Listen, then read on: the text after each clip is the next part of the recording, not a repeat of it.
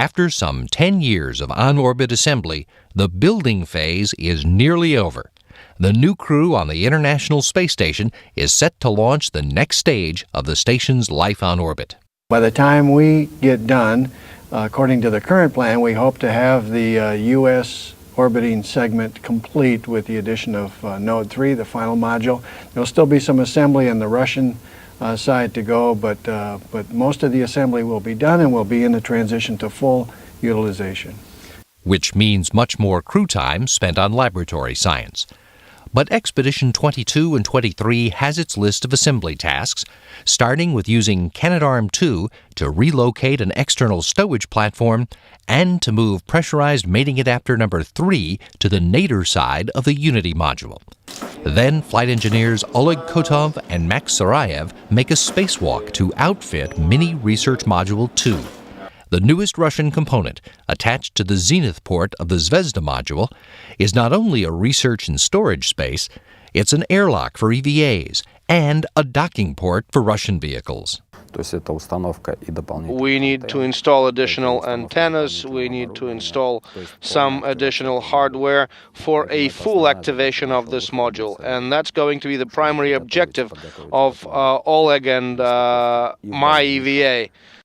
Just days after that spacewalk, Sarayev and Williams will relocate their Soyuz vehicle and make the first-ever docking to MRM-2. Next up, arrival of the last major component of the U.S. segment of the station. Node 3, named Tranquility, arrives on Shuttle Endeavour, carrying 2 systems racks and 2 stowage racks. Once the hatch is opened, the station and shuttle crews begin a careful reorganization to bring crew quarters, exercise equipment, and environmental systems all together in Tranquility, freeing up space in the laboratories for experiment hardware. I like that English word that you use for this coordination. You call it choreography, and yes, this is a very complicated dance with lots of moves. You have to deactivate the system first, to move it, and then we have to reactivate. So it's lots of minute steps involved, and with a lot of help with the ground, we have to move the system rack to the new location and reactivate. Tranquility will have an observation deck called the cupola attached to the side of the module looking down to Earth. A cupola, which will have 7 windows in it, and basically give you a hemispherical view outside, pointing to the ground, so be able to look in all directions at one time. And as much as I enjoyed Earth observation the last time, I'm really looking forward to being able to view the Earth through the cupola.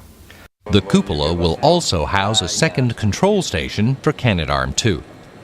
While Expedition 22 completes the rack transfers, Noguchi and T.J. Creamer also work in the Kibo laboratory, preparing the payload airlock and a new small robotic arm that will expand science operations in the Japanese lab complex. TJ and I will assemble the airlock pumps to make it available for the external use. And also we will assemble the small fine arm inside GEM. Then we put it on the slide table, putting it outside, and the GEM arm will capture the small fine arm and put it onto the storage platform on the exposed facility.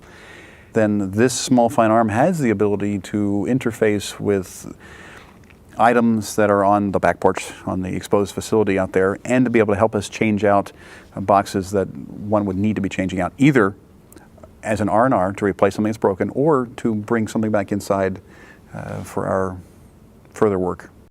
During this expedition, crew members will spend even more time on science research, with a special focus on learning how to help people live and work for extended periods in an environment without gravity. That's been Kotov's medical specialty since he started his career as a test surgeon at the Gagarin Cosmonaut Training Center more than 20 years ago.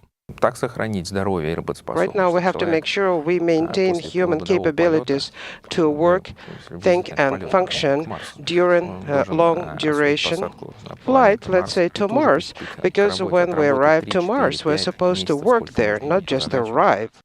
Some of Kotov's special research on this mission will focus on blood circulation, fluid redistribution, and testing mental capabilities.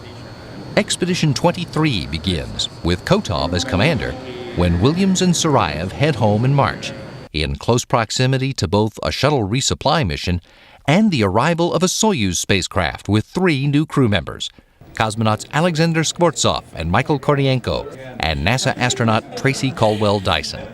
They'll be settling in during the time when Noguchi and Creamer prepared the station for demonstration flight tests of the Dragon spacecraft, developed under NASA's Commercial Orbital Transportation Services program. Soichi and I actually have to run some cabling behind the walls, under the decks, around to enable the space station to be able to send commands and interact with the vehicle as it begins its rendezvous approach. That test rendezvous is targeted to take place after Kotov, Noguchi, and Creamer return to Earth in late spring, with the International Space Station in shape for the next step on its mission of discovery.